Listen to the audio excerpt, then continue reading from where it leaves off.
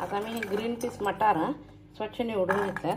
आता ह्याच्यात पाणी घालणार आहे आणि एक 10 मिनटं उकळून घेणार आहे, उकळते पाणी. त्याच्यानंतर फोडणी घालायची. तोपर्यंत छान उकळी होते. कढई तापायला ठेवली. थोडंसं तेल,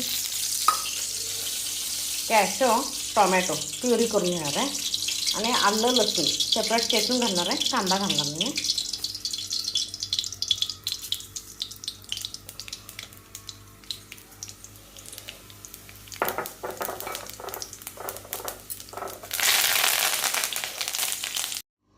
पहा लसूण चेचून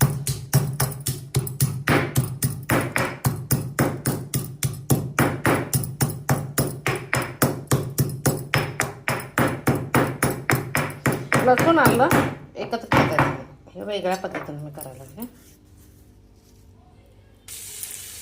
लसूण त्याच्यामुळे जिंजर गार्लिक पेस्ट घालायची तर ते दोन्ही मिक्स असते.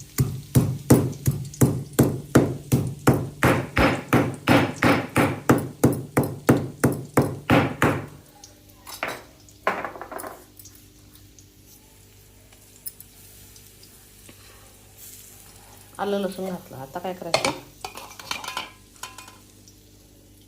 कॅशो, टोमॅटो आणि कोथिंबीर मिक्सरला बारीक करू.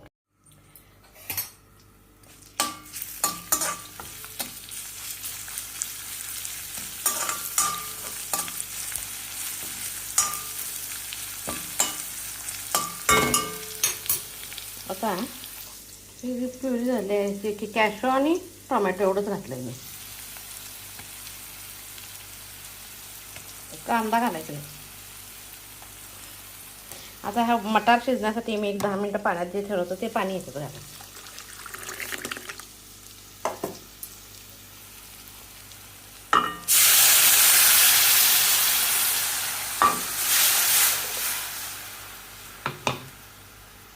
आता त्याच्यात चवीपुरतं मीठ घालायचं.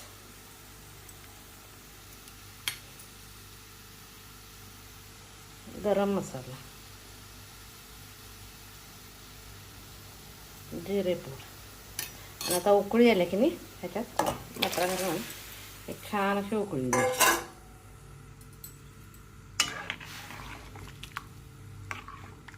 चांगलं एक 10 मिनटं शिजू द्यायचं ना, म्हणजे तरी चांगली येते. थोडीशी वरून कोथिंबीर नंतर घालायची.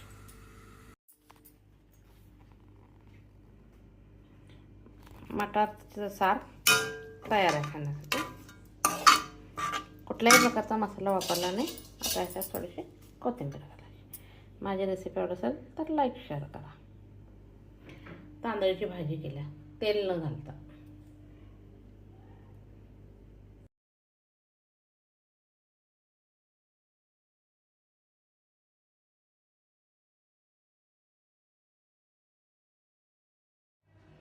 आता काय करायचं,